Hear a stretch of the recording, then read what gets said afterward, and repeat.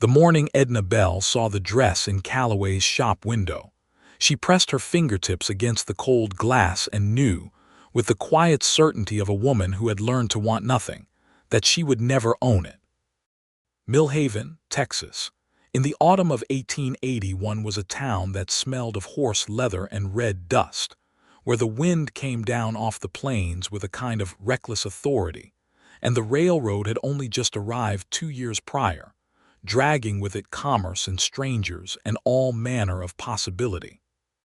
Edna had lived in Millhaven her entire 24 years, first in the house her father had built before the war took him, and then alone in that same house after her mother's lungs gave out the previous winter. She ran a small laundry operation out of the back, scrubbing other people's shirts and trousers and Sunday linens on a washboard until her knuckles bled. She made enough to keep the roof above her and flour in the tin and not a cent more. The dress in Calloway's window was the color of a deep prairie sky just before a thunderstorm rolls in, a rich indigo calico printed with tiny white flowers, cut with a fitted bodice and a full skirt that would rustle when a woman walked. Mrs. Calloway had put it on a dress form in the window just that morning, pinning a small card to the collar that read $12. $12. Edna made approximately $9 on a very good month. She stood there a full minute longer than she should have, then straightened her spine, tucked her market basket tighter under her arm, and walked on. She had soap to buy and a set of curtains to return to the Hargrove family on the north end of town, and she did not have time to stand in the street mourning beautiful things she could not have. The day continued in its ordinary fashion. She delivered the Hargrove curtains and collected 2 bits. She bought lye soap and a small bundle of bluing at the general store. She stopped to speak briefly with her neighbor, old Mrs. Prentice, who kept chickens and always had too much news about other people's business. And then, as she was crossing back along Main Street toward home, she heard raised voices coming from outside the land office. 2 men were arguing in the street, which was not unusual in Millhaven. What was unusual was the quality of the argument, not the rough slurring of a saloon dispute, but something heated and pointed, men who both believed themselves right. One of the men was Henry Aldrich, who owned the land office and half the grazing rights south of town, and who had a face like a clenched fist even on his pleasant days. The other man was someone Edna did not recognize. He was tall, broad through the shoulders, wearing a trail-worn canvas duster that had seen 1,000 miles of weather. His hat was pulled low, but not so low she could not see the set of his jaw, which was firm and square, and currently doing a great deal of the arguing on his behalf without any words. He had a week's worth of dark stubble and hands that were rough and scarred the way men's hands got when they worked the land or drove cattle. He was maybe 28 or 30, she guessed, and he stood his ground against Henry Aldrich the way a good fence post stands against wind, without drama, without wavering. Edna would not have stopped. She was not the sort of woman who involved herself in street disputes. But then Henry Aldrich said something that made the stranger go very still in a way that was more alarming than any outburst would have been, and Edna found herself pausing near the dry goods porch with her basket on her arm, watching. "The deed is registered in my name, Barlow," Henry said, his voice carrying the particular smugness of a man who believes legality is the same thing as righteousness. "Whatever your father told you, whatever arrangement you thought existed between him and me, it does not stand in a court of law. I have the papers. You have nothing." The stranger Barlow said something low that Edna could not make out, and Henry Aldrich laughed, the short, unkind laugh of a man who has already won and wants the other person to understand it. Then Barlow turned and walked away, and as he turned he caught Edna's eye for just a moment.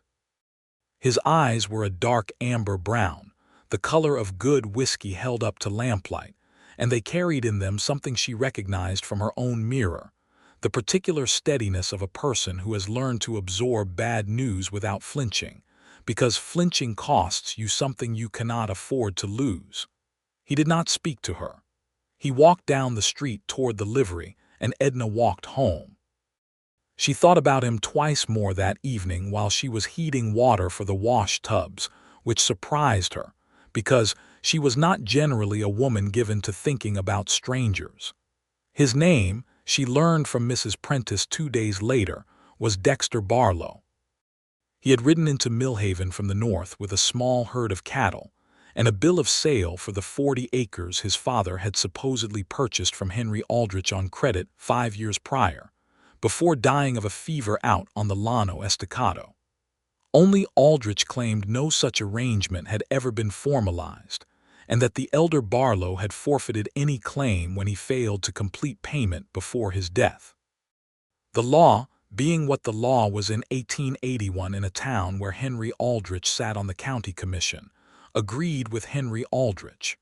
So Dexter Barlow was in Millhaven with nowhere to go, a small herd he could not afford to feed indefinitely, and a dispute he could not afford to litigate. He had taken a room above the livery from old Pete Sutter, who was decent enough to offer it cheaply, and he had found temporary work helping the blacksmith, a massive cheerful Norwegian named Lars Bjornson, who needed an extra set of hands and asked no questions about a man's history or prospects. Edna learned all of this from Mrs. Prentice, who had learned it from the barber, who had it directly from Lars Bjornson himself. Millhaven was not a large town. She did not seek out any further information about Dexter Barlow. She had no reason to. Her life was full enough with its own complications. What happened next was therefore entirely accidental, as the most consequential things in a life so often are. On the first Friday of October, Edna was carrying a large bundle of finished laundry to the hotel on 2nd Street, 4 sets of bed linens and a pile of tablecloths, and the bundle was substantial enough that she was navigating by instinct more than sight. She came around the corner near the alley beside the blacksmith's shop and walked directly into Dexter Barlow, who was coming the other direction carrying an iron rod and a length of chain for Lars. They collided solidly. The bundle of linens exploded across the alley dirt. The iron rod rang against the ground. Edna sat down hard on the earth, more stunned than hurt, her hat knocked sideways, her dignity thoroughly inconvenienced. "Lord have mercy," she said, which was the strongest oath she permitted herself in company. "Ma'am," he was already crouching, gathering linen from the dirt, his expression mortified. "I am genuinely sorry. I was not watching where I was going." "Neither was I," she said honestly, getting herself to her feet and assessing the damage. The linens were dusty but not ruined. A tablecloth had landed in a puddle near the horse trough and would need rewashing. She closed her eyes briefly at the arithmetic of that, the time it would cost her. "I'll pay for the washing," he said, apparently reading her expression accurately. She looked at him properly for the first time. Up close he was different than he had appeared from across the street. Younger, maybe, or perhaps more tired, the kind of tired that was not about sleep but about carrying weight for a long time. There was a small scar through his left eyebrow and a quality in his amber eyes that she had only glimpsed before, something careful and attentive, as though he was accustomed to reading situations the way a scout reads terrain. "You do not need to do that," she said. "I knocked you over and ruined your work," he said. "I am Dexter Barlow." He said it simply, without the defensive edge that a man who knew he was being talked about sometimes used, and she appreciated that. "Edna Bell," she said, "and the tablecloth will wash out fine. It is not ruined." "Edna Bell," he repeated like he was filing it away somewhere careful. "Do you run the laundry on Birch Street, the one with the blue shutters?" "I do." "Mrs. Hargrove mentioned it," he said. "Said you do good work." "I do my best," she said, which was both modest and entirely true. He helped her gather the rest of the linen, stacking it back into a manageable bundle with the systematic efficiency of a man who was accustomed to making order out of disorder. And then he carried the whole bundle to the hotel for her without asking permission, which she might have objected to from another man, but which from him felt simply practical rather than presumptuous. At the hotel door, he handed it off and tipped his hat and walked back toward the blacksmith's shop, and Edna went inside to deliver the linens to Mr. Fitch at the front desk and collect her payment. She stood for a moment in the hotel lobby holding her coins and found, to her mild exasperation, that she was smiling. She stopped smiling promptly, put the coins in her pocket and went home. But things had a habit of beginning in Millhaven, once begun. The town was not large. She saw him at the general store that Saturday, and they spoke briefly about nothing in particular. The dry autumn weather, the price of beef, whether Pete Sutter's old mule was ever going to recover from the colic that had laid it low. The conversation was entirely ordinary, and she found herself distracted by it for the rest of the afternoon. She saw him on Tuesday at the well, and they talked longer. She learned that he had grown up in East Texas, that his father had been a cattleman who died believing he had secured a future for his son, and that Dexter had spent 3 years driving cattle up from the Rio Grande before coming north to claim what he believed was rightfully his. He spoke of his father without bitterness, which she found remarkable given the circumstances, and he spoke of Millhaven with a measured quality, as though he had not yet decided what the town would mean to him. "Will you stay?" she asked, and then felt the question was too forward. He considered it. "I have not found a reason to leave," he said, looking at her with a directness that made her look away at the water in the bucket she was drawing up. After that, they spoke whenever they saw each other, which was often enough that Mrs. Prentice began making significant eyebrow movements in Edna's direction every time his name came up, which Edna steadfastly ignored. He began bringing his laundry to her, not much, 1 man's worth of work shirts and trousers, and he always paid promptly, and he always left a small something extra in the payment. A nickel here, a bit of cord she had mentioned needing, once a paper of pins that she truly did need and had not mentioned aloud to anyone. She did not know how he had known about the pins, and she did not ask. October deepened. The plains turned gold and rust. The wind had a bite in it now in the mornings, carrying the smell of coming winter, and Edna found herself laying another quilt on her bed and thinking, against her better judgment, that winter would feel differently this year than it had last year, when it had simply been something to endure alone. She thought about the dress again in the second week of October, which she had not let herself do since that first morning. She had passed Calloway's window, and it was still there on the form, still priced at $12, and it seemed foolish that it had not sold because it was the most beautiful thing she had seen in years. She lingered a moment, looked at the tiny white flowers on the indigo calico, and made herself walk on. That same evening Dexter came by the laundry to pick up his shirts, and she had them wrapped in brown paper on the porch as she usually left finished items for customers who came after hours. He came around the back while she was still working at the tubs, and she heard his boots on the porch steps and called out that his things were on the railing. He did not leave immediately. She heard him lean against the porch post in the way that meant he was staying a moment, and she kept working because the water was the right temperature and she had 3 more collars to finish. "Mrs. Prentice told me this morning you take in mending too," he said. "I do when I have time. What needs mending? My duster has a tear along the left side seam, trail damage." "Bring it by," she said. "I can have it done in 2 days." There was a pause. "Edna," he said, and the way he said her name had changed from the first time, had acquired a particular quality she did not entirely know what to do with. "Would you allow me to take you to dinner at the hotel dining room on Saturday evening?" She stopped working. She put her hands flat on the edge of the tub and looked down at the water for a moment. It had been a very long time since anyone had asked her to dinner. In truth, no one particularly had, even before her mother died, because Edna Bell was known in Millhaven as a practical woman who worked hard and kept her own counsel, and who did not inspire in men the particular reckless impulse that led them to ask women to dinner. She was not plain. She knew that. She had good cheekbones and dark brown hair that was thick and well-behaved when she bothered with it. But she was capable and self-sufficient in a way that men of a certain type found more intimidating than attractive.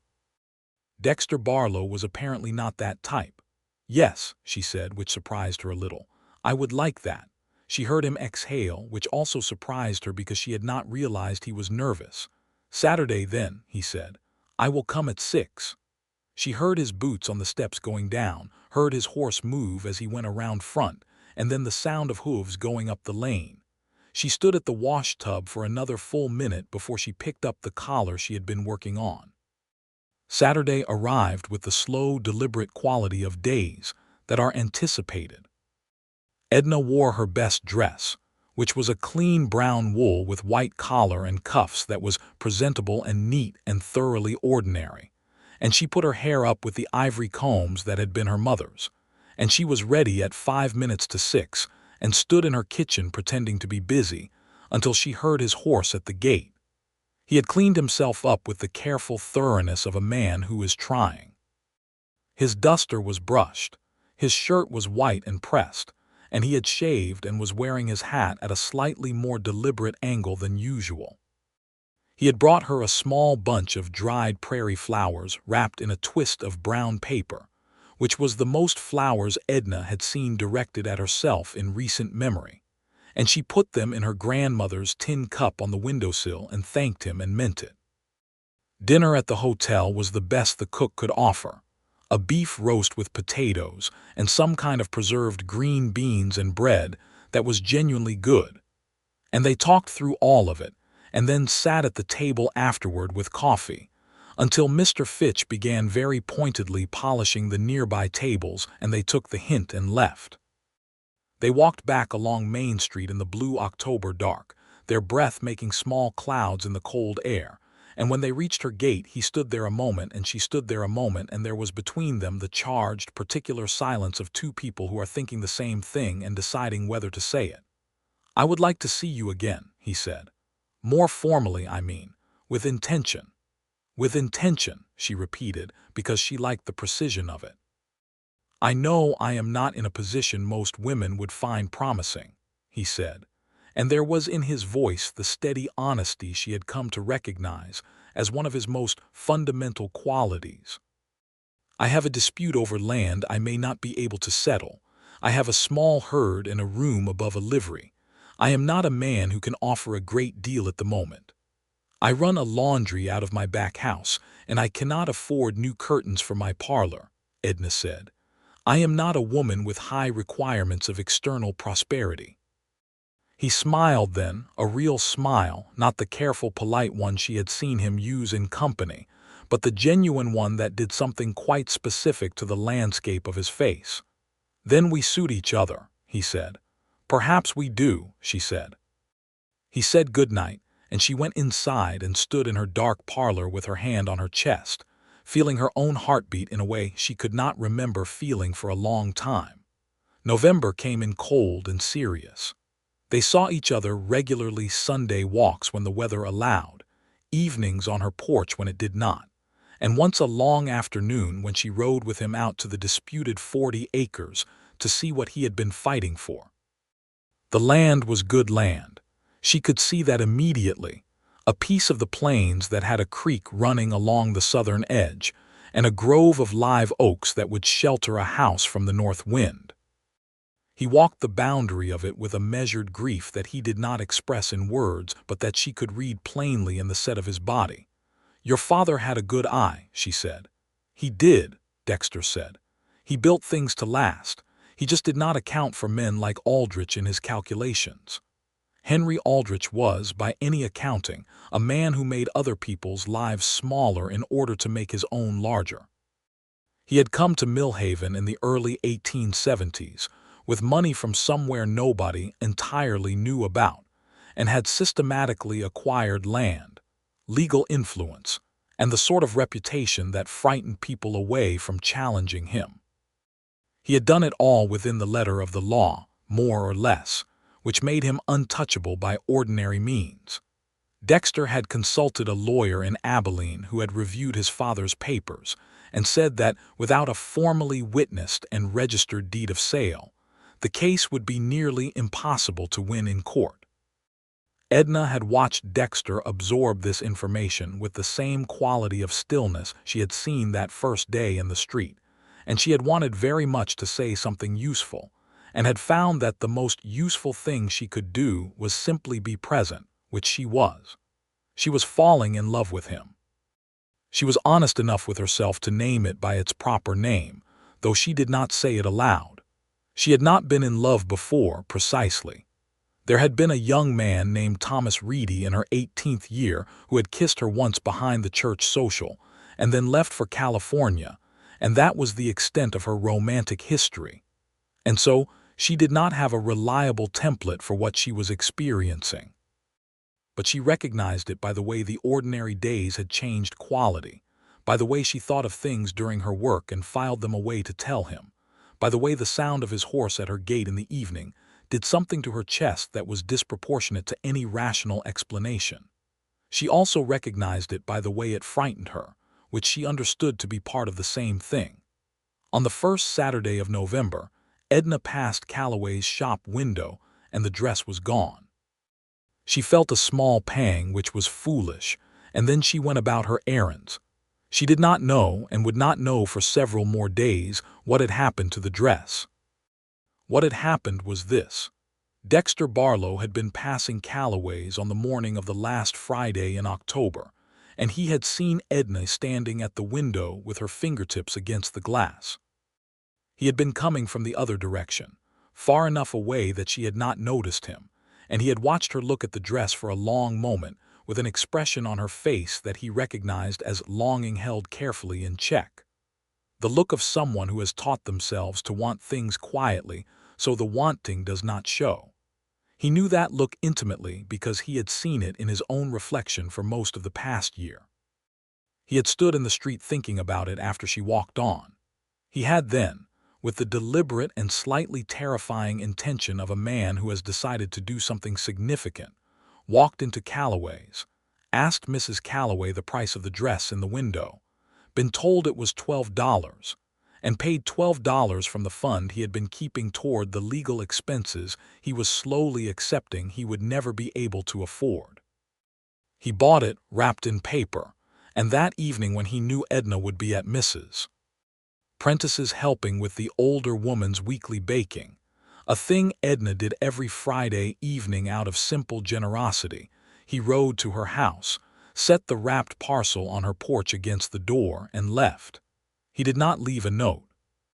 He sat on his horse at the end of her lane for a long moment thinking about whether to leave a note, and then decided against it, and then rode back to Pete Sutter's livery, and sat in the hay loft feeling simultaneously terrified and right, which he had come to understand was what it felt like to do something that mattered. He was terrified because it was $12 he did not have to spare, and more than that because the gesture was too large to be casual, and she would know it, and knowing it would demand something from both of them that they had not yet formally asked of each other. He was right because she had looked at that dress the way a person looks at a thing that belongs to them that they have not yet been given, and he could not explain it better than that. Edna came home that Friday evening to find the parcel on her porch. She stood and looked at it for a long moment because she was not expecting anything, and packages did not simply appear on one's porch in Millhaven without explanation. There was no note. She brought it inside and unwrapped it at her kitchen table under the lamp, and when the paper fell away, she sat with her hands in her lap and looked at the indigo calico for a full minute without moving. She knew immediately. She did not know how she knew, but she knew with the absolute certainty of a woman who has been paying attention, and the knowing did something to her that she did not have words for, something that was grief and joy braided together, something that felt like the ground shifting underneath a life that had been standing still. She folded the dress back into its paper very carefully and went to bed without eating supper and lay in the dark thinking about what she was going to do. What she was going to do, she decided somewhere around midnight, was wear it. She did not know where he was precisely. She knew he might be at the livery, or at Lars Bjornson's smithy, or perhaps at the saloon, though he was not a drinking man by habit. She knew that Millhaven was not large. She knew that if she put on the dress and walked out into the morning she would find him, and she knew what she would say when she did, which was simply, "I know it was you, and I need you to know what it meant." She slept then, and in the morning she rose early and heated water and washed her hair and pinned it up with the ivory combs, and then she took the dress from the paper and put it on. It fit as though it had been made for her. The bodice followed the line of her waist, and the skirt fell full and clean to her feet, and the indigo calico with its small white flowers was, in the pale morning light of her bedroom mirror, extraordinary. She stood looking at herself for a long moment, with the unfamiliar experience of feeling beautiful in a dress she had not expected to ever wear. Then she put on her good boots and her coat over the top, because November in Texas required a coat, and she walked out of her house into the bright cold morning to find Dexter Barlow. She tried the blacksmith shop first, because it was the most reliable place to find him on a Saturday morning. Lars Bjornsson was there, heating iron and singing something to himself in Norwegian, and he told her in his cheerful, rumbling way that Dexter had been in early but had gone to see about his cattle, which were pastured on a borrowed piece of Tom Whitfield's land on the east side of town. She walked to Tom Whitfield's. It was 1.5 miles and the wind was cold, and the prairie grass was silver and gold in the morning light, and she walked at a good pace with her coat buttoned and her chin up, and the dress whispering at her boot heels with every step. She found him at the fence line, mending a break in the wire where one of the cattle had pushed through. He had his back to her and his hat pushed back on his head, and he was working with the wire and a pair of pliers with the focused competence of a man who knows exactly what he is doing. She stopped 10 yards away. "Dexter," she said. He turned. He was still holding the pliers. He looked at her, looked at the dress beneath her open coat, because she had unbuttoned it when she came in sight of him because she wanted him to see, and something happened in his face that she would remember for the rest of her life. It was not surprise exactly, because he had always struck her as a man who had thought things through. It was more like recognition, like something he had hoped for presenting itself at full and clear reality. He set the pliers down on the fence post. "You found it," he said. "There was no note," she said. "No," he agreed. "I did not need one," she said. "I knew." He walked toward her across the frost-stiff grass, and she stood still and let him come. When he was close enough that she could see the amber detail in his eyes and the way the morning light fell across the line of his jaw, she said, "Why did you not leave a note?" He considered this honestly, in the way he considered everything. "Because a note might have been too easy to think and set aside," he said. "I wanted you to have to think about it." "I thought about it all night," she said. "I know," he said, which was presumptuous and also entirely accurate. "Dexter." She held his gaze and said the thing she had decided in the dark. "I have been thinking about you since October, and I would like to stop doing it the way I have been doing it, which is mostly with a great deal of concern about whether I am thinking about you too much or too little or in the right way, and I would like to start doing it the way that means we have decided something."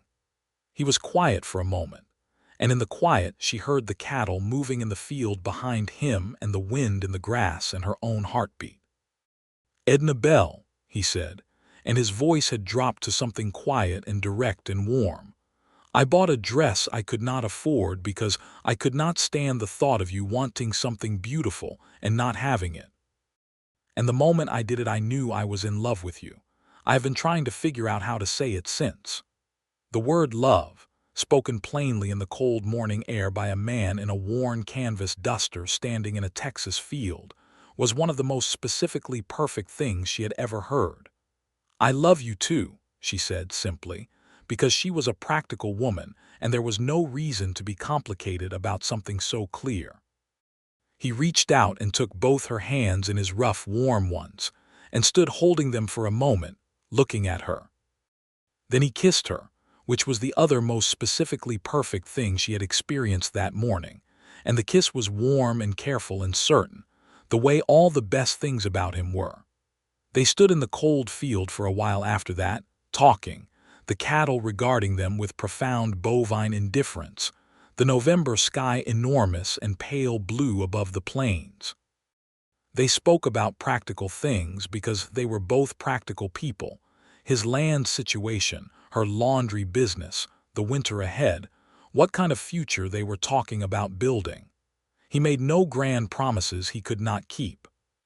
He said that the Aldrich matter was not resolved and might not be, and that he was considering his options, and that whatever happened he intended to build something honest and real, and to do it alongside her if she was willing. She was willing. On the walk back to town she kept her coat open so the dress could be seen, and she walked with her hand tucked into the crook of his arm, and several people they passed on the road made note of this because Millhaven was Millhaven. December arrived, and with it, both cold and a piece of unexpected fortune that had about it the quality of things that are delayed but not denied. Dexter had written in November to a lawyer in Austin named Harmon Price, who had a particular reputation for taking cases that larger firms would not touch, having built his career on the conviction that the laws of Texas should apply equally regardless of a man's resources or connections. Harmon Price had written back requesting to see the papers Dexter's father had left. Dexter had them. He had carried them in his saddlebag since leaving East Texas, a packet of correspondence between his father and Henry Aldrich, the original bill of sale for the 40 acres, and most crucially, a letter from Aldrich himself acknowledging the payment arrangement and its terms, dated and signed in Aldrich's own hand. Harmon Price, upon reviewing these documents, wrote back in December with a directness that Dexter read 3 times to make sure he understood it correctly.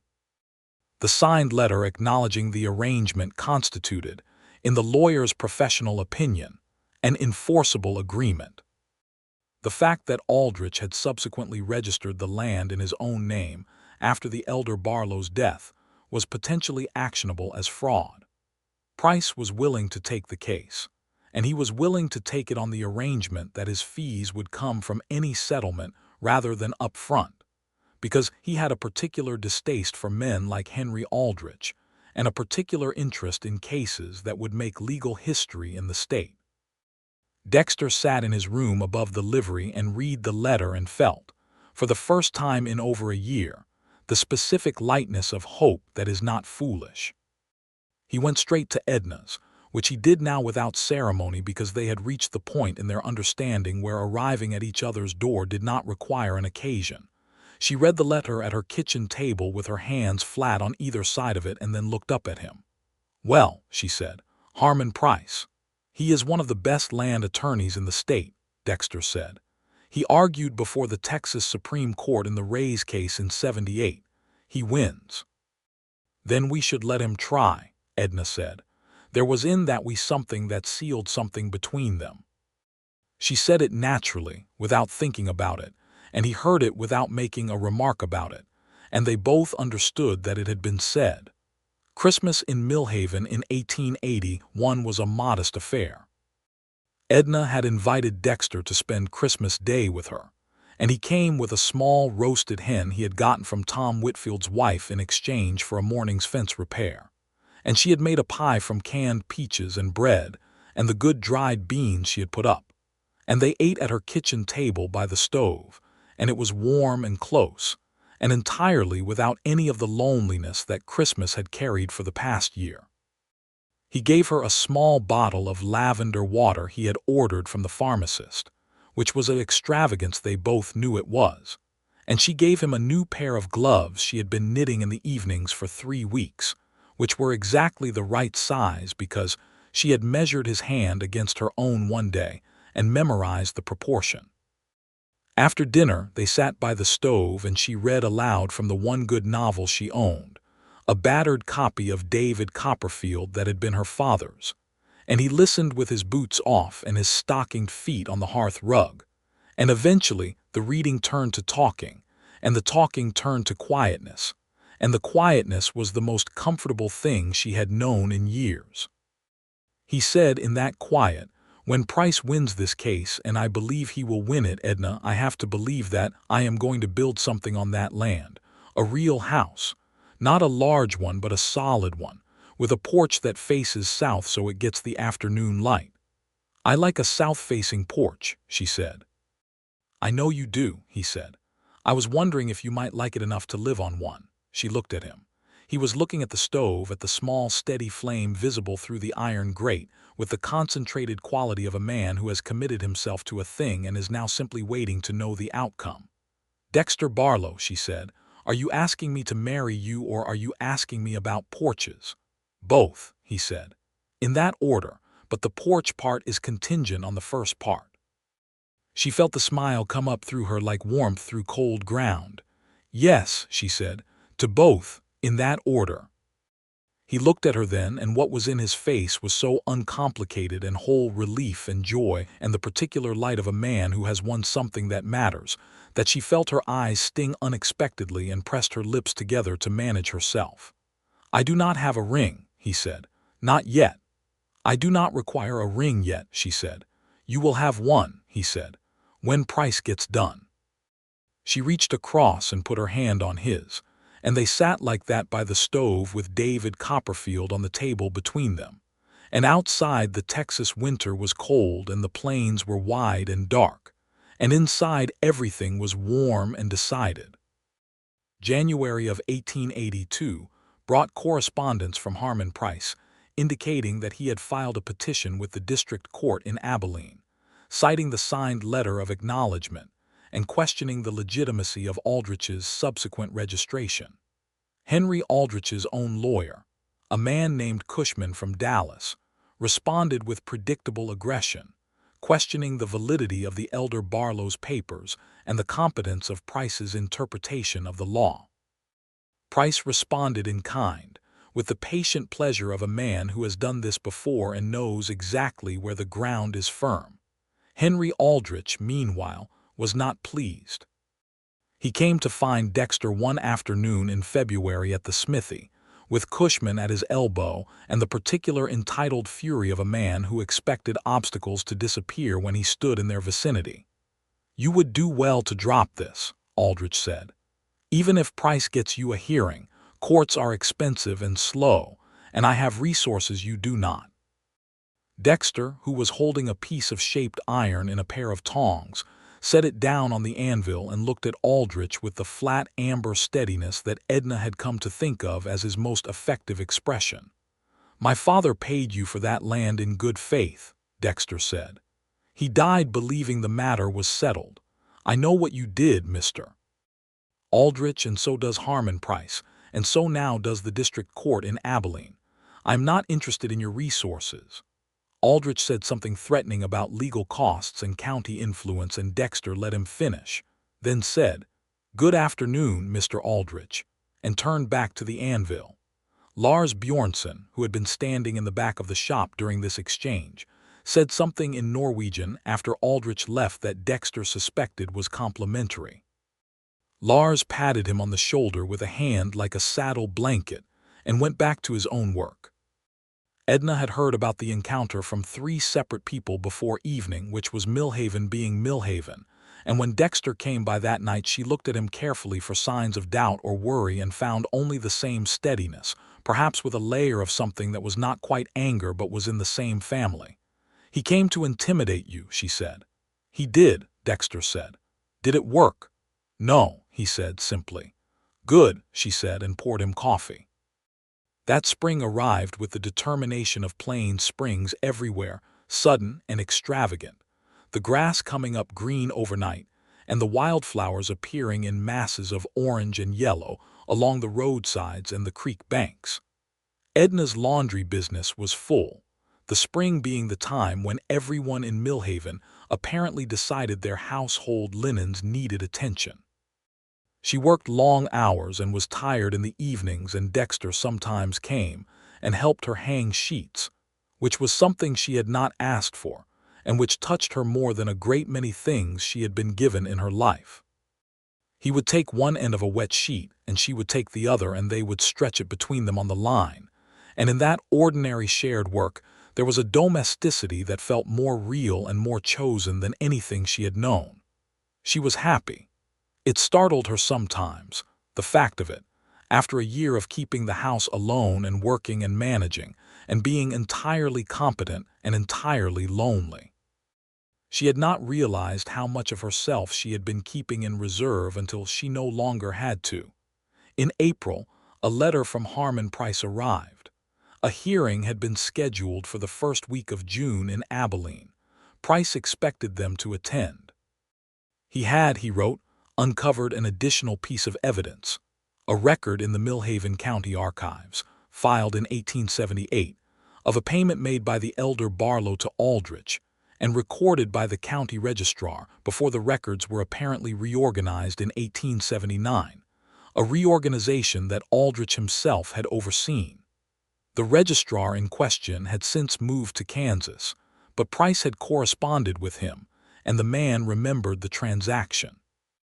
Dexter read the letter at Edna's kitchen table and then read it again, and then set it down very carefully and put both hands flat on the table and looked at the ceiling. "Price found it," he said. "He found it," Edna said.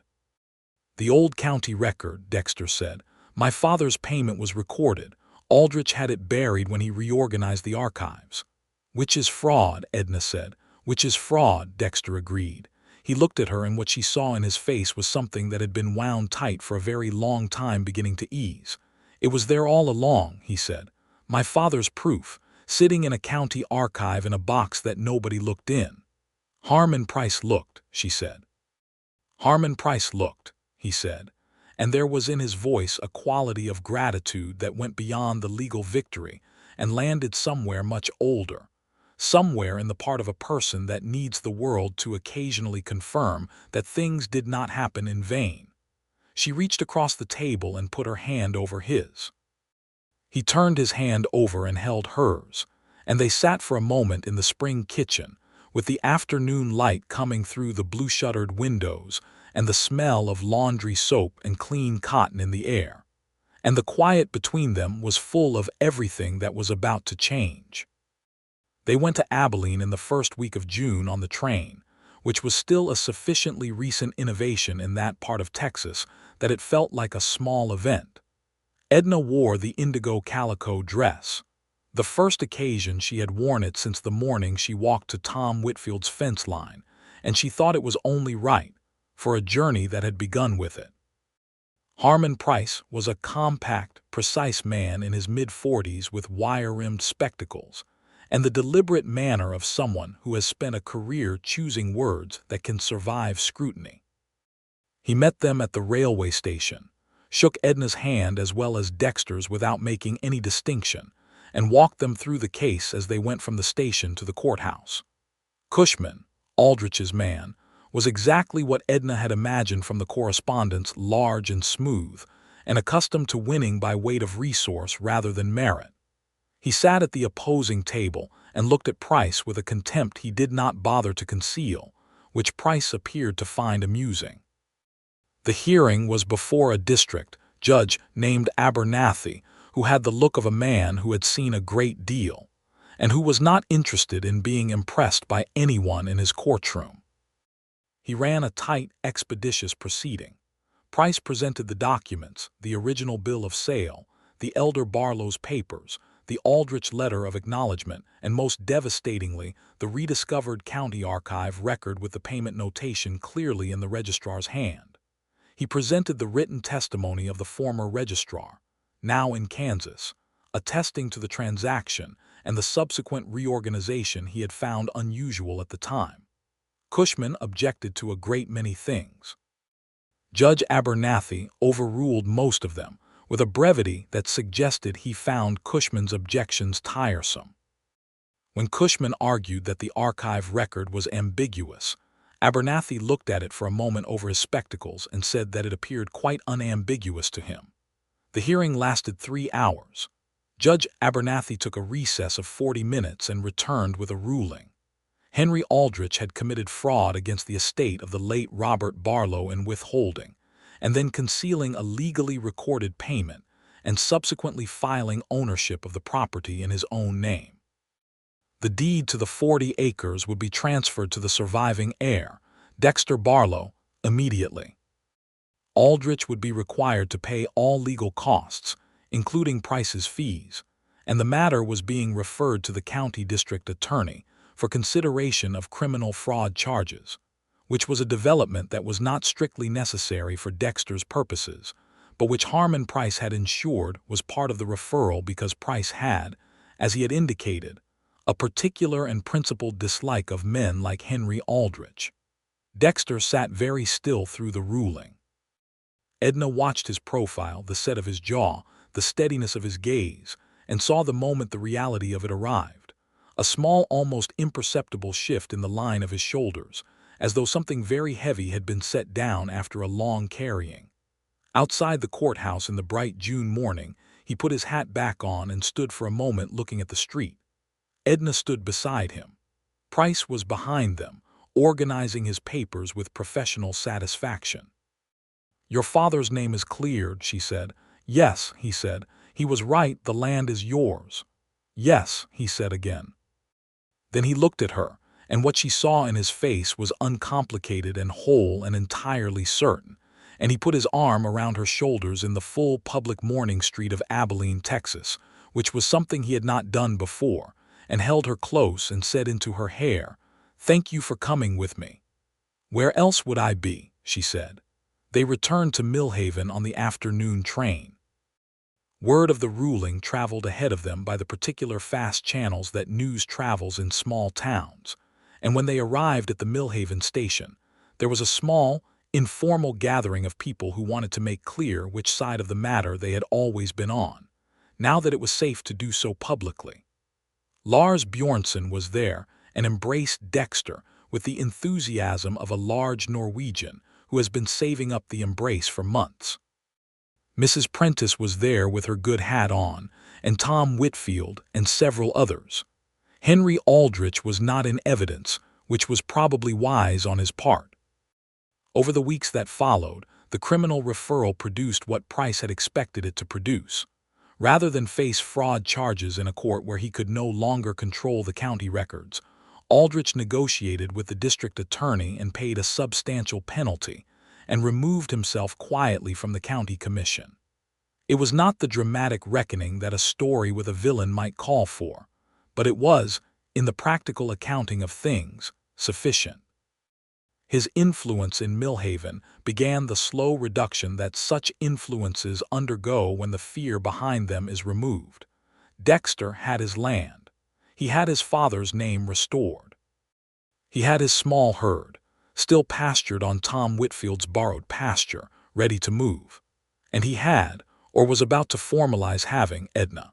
He came to her house on an evening in late June with a small ring, a simple gold band with a single garnet set in it that he had bought from the jeweler in Abilene on the day of the hearing, because he had known even then what the outcome would be and he had wanted to be ready. He had kept it in his breast pocket for 3 weeks, waiting for the right moment. And the right moment was a Thursday evening in June when the air smelled of cut grass and her blue shutters were open, and she was on the porch with mending in her lap, exactly as she had been the day he had come to drop off laundry and had asked her to dinner for the first time.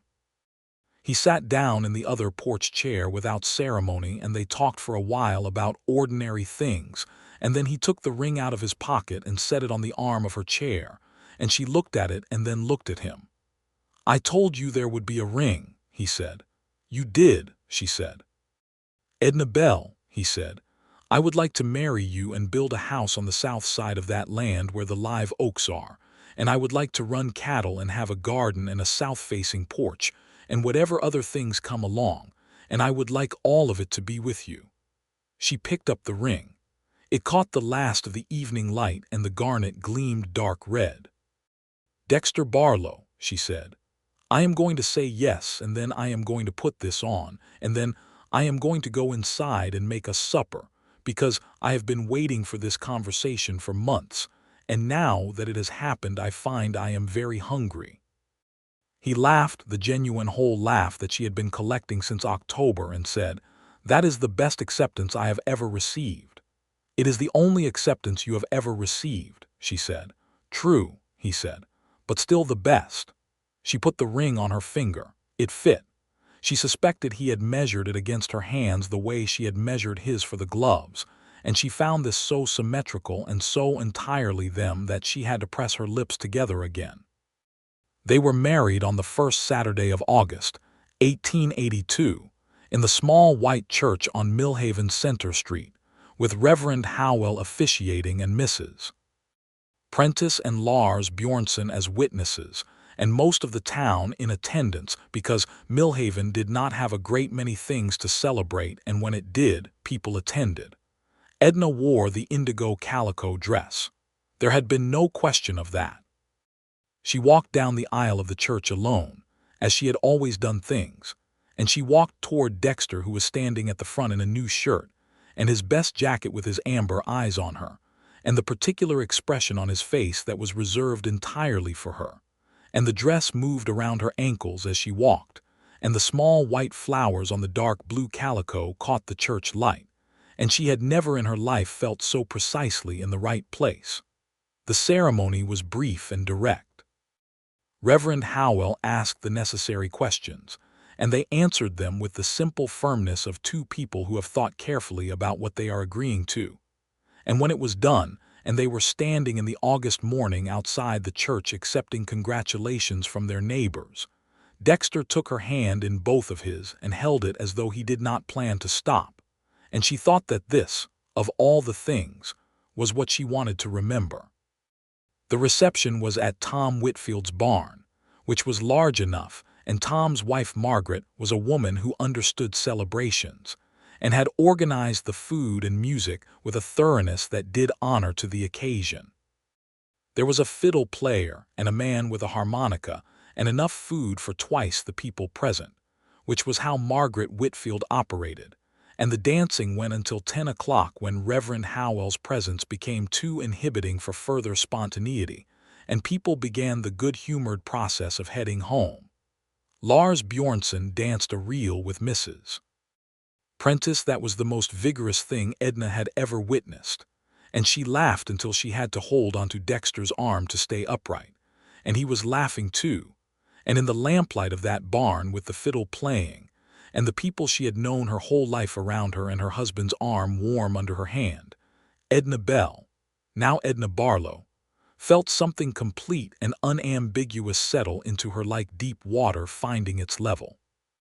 They went home that night to her house, their house, now, and in the morning Dexter was up early making coffee, and she lay in bed listening to the sounds of him in her kitchen, and felt the absolute newness of it like a second skin.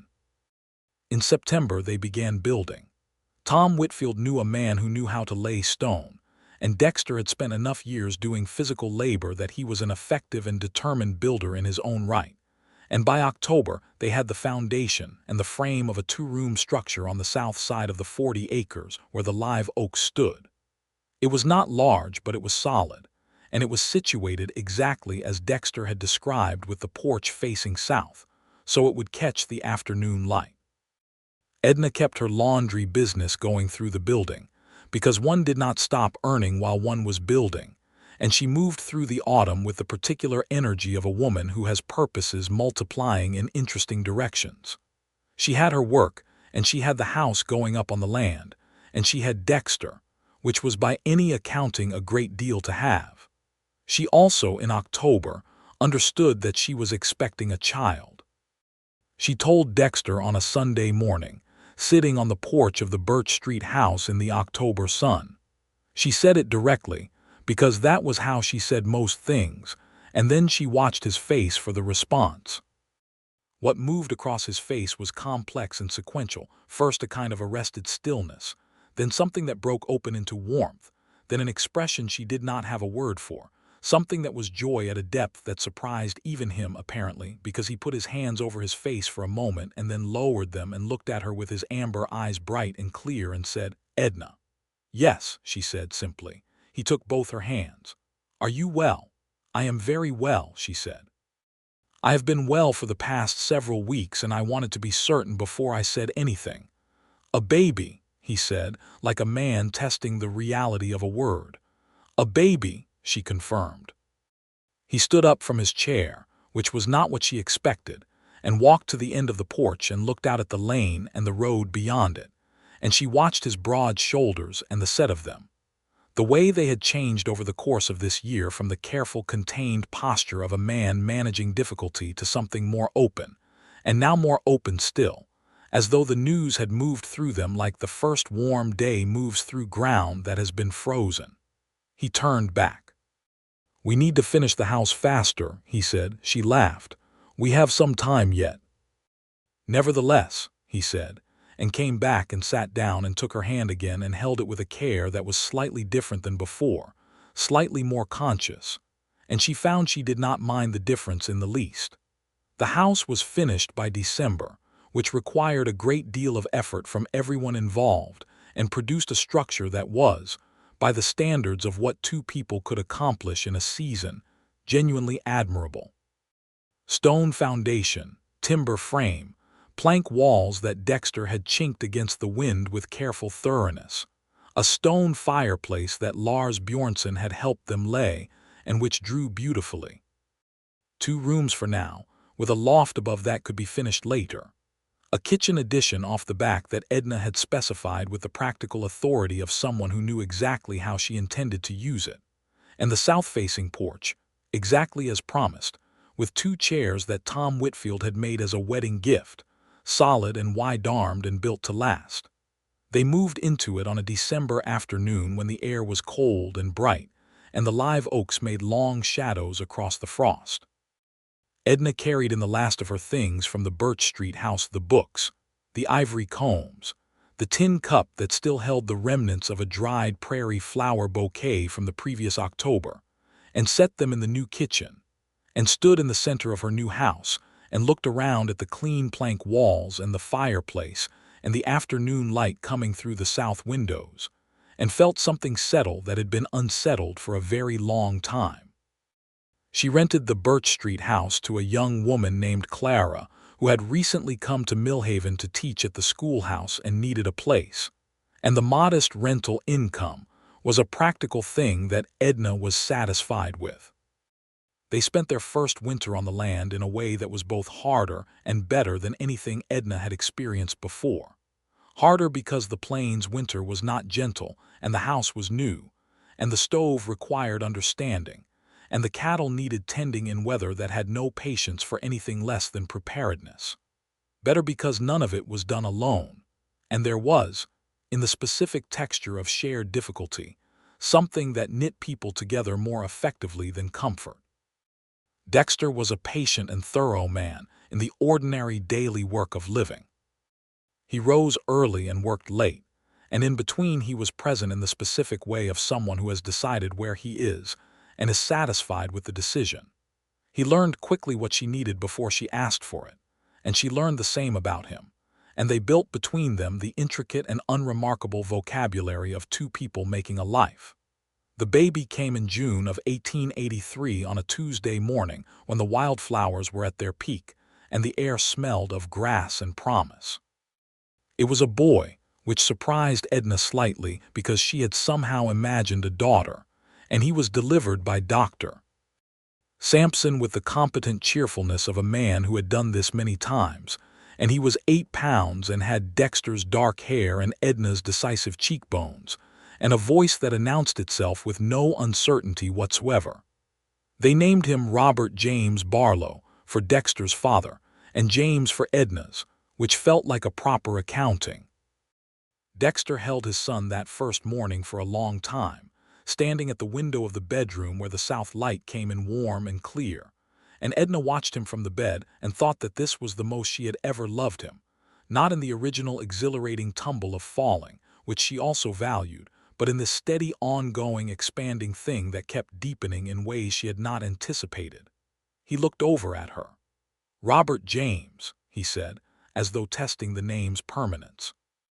"Robert James," she confirmed. "He looks like you."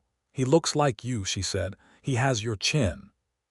"He has your everything else," Dexter said, which was not strictly accurate but which she decided to accept. Robert James Barlow grew into a strong and curious child with his mother's practicality and his father's steadiness, and a particular talent for finding trouble in the specific inventive way of boys with unstructured time and live oaks to climb.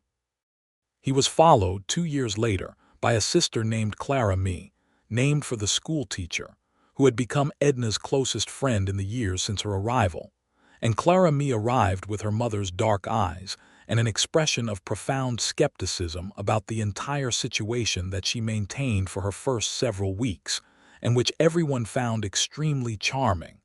The cattle herd grew steadily. Dexter had a good eye for cattle, inherited from his father, and he ran his operation with the same careful honesty he brought to everything. And the reputation of Barlow cattle in that part of Texas became what a reputation becomes when it is built on genuine quality and time. He hired a hand named Emilio Garza in 1884, a young man from south of the Rio Grande who was an extraordinary horseman and whose family had been ranching that land for 2 generations before the border changed around them, and whose knowledge of cattle was encyclopedic. Emilio and Dexter worked well together from the start, with the direct, easy respect of 2 men who judge each other by competence rather than origin, and Emilio became, over the years, as much a part of the Barlow place as the live oaks. Edna kept her laundry business for 3 more years, eventually closing it in 1885 when the household and the ranch had grown sufficiently that the additional income, while never unwelcome, was no longer necessary, and she had a great many other things occupying her days. She had mixed feelings about closing it. The laundry had been her independence, the means of her survival in the years when she had no other, and she was not a woman who let go of independence easily. But Dexter understood this without being told, and he had made a point, early in their life together, of ensuring that whatever money came off the ranch she was as fully informed about and consulted on as he was, because he believed in the particular and specific way of a man who has thought it through that a marriage is a partnership, or it is nothing worth having. She appreciated this so profoundly that she occasionally had to find something specific to do in another room for a moment when the appreciation became too large for ordinary company. The land flourished. The 40 acres that Dexter's father had paid for with his savings and his faith, that Henry Aldrich had stolen, and that Harmon Price had recovered, that Dexter had built a house on with his own hands.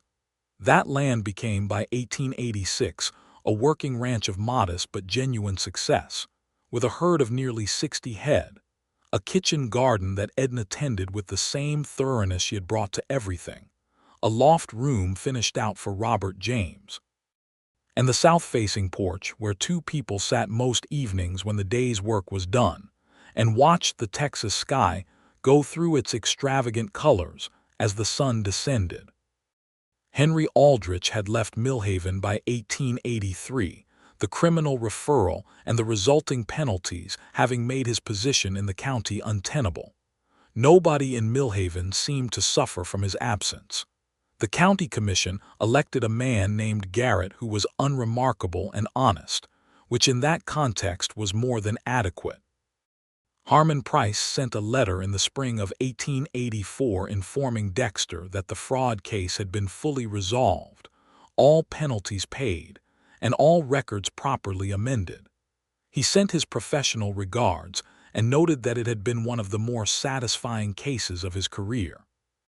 Dexter wrote back thanking him and enclosed a sum toward a fund Price had mentioned running for legal assistance to those who could not afford representation, because Dexter Barlow was the sort of man who remembered that things had been made possible for him and tried to make them possible for others. Lars Bjornson came to dinner at the Barlow place every first Sunday of the month, because he had been invited once and had become a fixture with the organic inevitability of furniture that perfectly occupies a room. He taught Robert James to say certain things in Norwegian that Edna suspected were not entirely polite, but that Robert James deployed with such innocent enthusiasm that she could not find it in herself to forbid them. Clara Mee adored Lars with the specific adoration that small girls reserve for enormous gentle things, and Lars handled this adoration with a solemnity that Edna found enormously moving. Mrs. Prentice died in the winter of 1885, peacefully, at what was believed to be somewhere in the vicinity of 80 years. her precise age having been a matter of genteel ambiguity for as long as anyone could remember. Edna sat with her the last week and held her hand and afterwards cried in the kitchen, while Dexter stood behind her with both arms around her and said nothing, because there was nothing to say, which was exactly the right response. They attended the funeral and Edna wore black and stood very straight and was grateful for the specific physics of having someone to stand beside. Life in Millhaven in the late 1880s was changing with the particular pace of change in places where things move slowly until they do not. The railroad had brought more people and more commerce, and the town had grown past the point where everyone knew everyone by name, though the core of it remained recognizable. The schoolhouse got a second teacher. The hotel expanded. A new doctor arrived to assist Dr. Sampson, a younger man named Fletcher who had trained in Austin and who brought with him ideas about medicine that Dr. Sampson found variously intriguing and alarming. A small bank opened. A photographer set up a studio. Edna and Dexter had their portrait made at the photography studio in the autumn of 1886, which was Clara Mee's idea and Robert James's resigned acceptance of it. Edna wore the indigo calico dress, which by that point was 5 years old but which she had maintained with the expertise of a former laundress. It was as fine as the day it had been bought, the small white flowers still crisp against the deep blue. She sat with her hands folded, and Dexter stood behind her with his hand on her shoulder, and Robert James stood beside his mother with the focused expression of a 7-year-old determined to hold still, and Clara Mee sat on her father's foot because she was 3 and had her own ideas about portrait composition. The photograph came out well. Edna kept it on the mantelpiece of the stone fireplace, and it was there for the rest of their lives. In 1888, they built the addition that gave them 2 more rooms, which was necessary because Edna was expecting again, and Robert James had opinions about sharing the loft. The third child was a boy, born in the summer of that year, strong and dark-eyed, named William for nobody in particular except that it suited him, which he demonstrated by growing into it with conviction. 3 children filled a house Edna had found in both the literal and the good sense of the word. Emilio Garza married a woman named Lucia in 1887, a ceremony that took place in the small Catholic church that had been established in the southern part of Millhaven, and the Barlows attended and danced with a degree of enthusiasm that surprised Edna's own feet. Emilio and Lucia lived in the small cabin that Dexter had built at the east end of the property, which had been intended as a bunk for hired hands, and which became instead a home with curtains in the windows and a garden alongside. The years moved in the particular way of good years, not slowly exactly, but fully, each one distinct and remembered, none of them wasted. Robert James grew up and had his father's steadiness, and became in due course a capable young man who could read cattle and fix fence, and also read books with the absorbed thoroughness he had inherited from his mother, who had always believed that a person who read widely was difficult to deceive.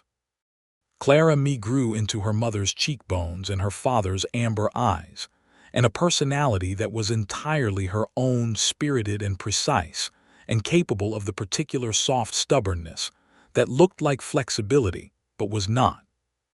William simply grew, which he did enthusiastically, and developed a talent for mathematics that nobody could entirely account for, and which the new teacher at the schoolhouse said was remarkable. Dexter, at 40, was much what he had been at 28, plus years of weathering and the particular depth that accrues in a person when they have built something real. He still had the amber eyes and the measured, deliberate honesty, and he still came up behind Edna in the kitchen sometimes and put his arms around her from behind with a naturalness that was more intimate than any grand gesture, because it was so entirely without performance. Edna, for her part, had become something she had not specifically planned for, and was quietly very pleased about a woman of standing in Millhaven, not because of property or position in the usual way, but because she was known to be honest and direct and competent and kind, and in a place where people's lives rubbed up against each other in the close daily way of small towns, these qualities accumulated into a kind of authority. She was the person young women came to with difficult questions. She was the person the church auxiliary relied upon when something needed organizing, and not merely discussed. She was, in the precise and specific way of women who do the actual work of community, indispensable.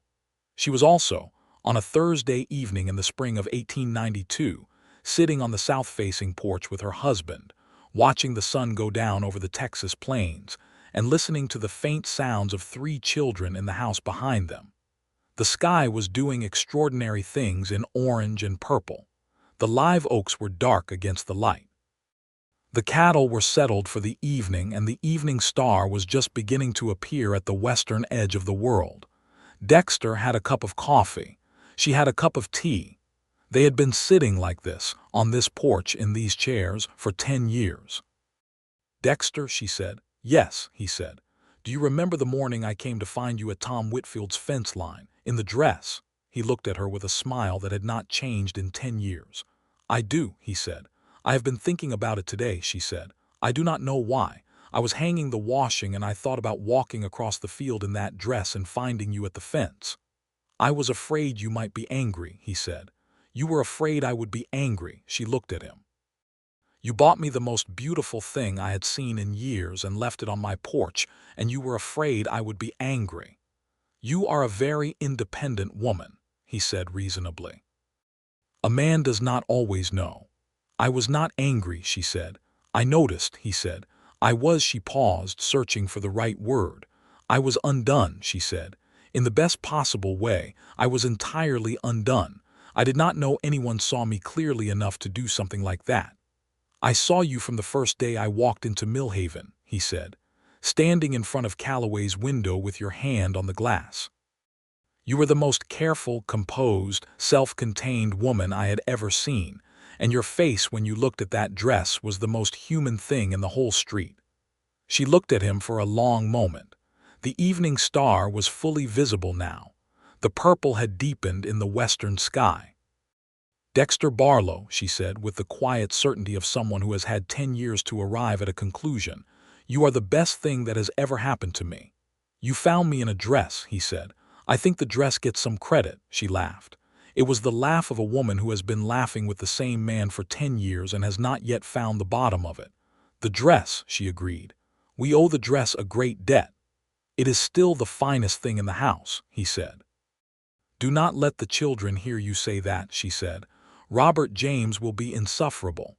"Robert James is already insufferable," Dexter said mildly. "He gets it from your side. He gets it from your ability to be entirely certain of things and entirely calm about it simultaneously," she said. "That is an Barlow quality, and you know it."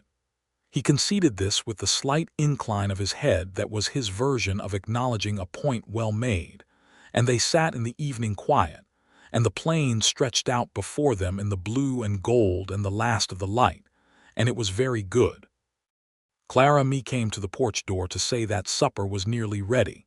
She was 11, and had recently decided that managing the household dinner was her domain, which Edna was cautiously encouraging, and Dexter unfolded himself from his chair with the slight stiffness of a man whose body is keeping a record of the years of physical work, which he accepted with the same equanimity he brought to everything, and Edna stood and picked up the cups and they went inside together. The kitchen was warm and full. Robert James was at the table already, having a discussion with himself about something in the book open beside his plate. William was arguing with the smaller chair, as he did, because he was 8 and chairs were adversarial. Clara Me was at the stove with the focused expression of someone who has taken on an important responsibility and intends to be taken seriously about it. Dexter sat at the table and caught Edna's eye across the kitchen, and what was in that look was everything 10 years of morning and evening. The 40 acres, the house with the south porch, 3 children, the cattle and the hard winters and the good springs, the dress and the fence and the train to Abilene and the judge's ruling and the ring with the garnet. The whole long particular story of two people who had found each other and had stayed. And she held it for a moment before she went to help Clara me with the stove, because you did not help Clara me unless asked, but you were available. Later, when the dishes were done and the children were in their rooms and the house was in the particular quiet of a full household settling toward sleep, Edna stood at the bedroom window and looked out at the live oaks against the night sky, dark and solid and rooted, the same trees that had been on that land long before anyone arrived to dispute it, and that would be there long after. Dexter came to stand beside her. He stood close, the way he did shoulder touching shoulder, his warmth along her side. "Still good," he said, which was something he had started saying years ago, quietly just between them as a shorthand for a larger question. "Still good," she said. "Always still good."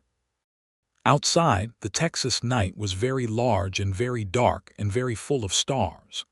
Inside the house on the south side of the live oak grove on the 40 acres that a man had bought for his son, and a lawyer had recovered, and love had built into a life, everything was exactly where it was supposed to be.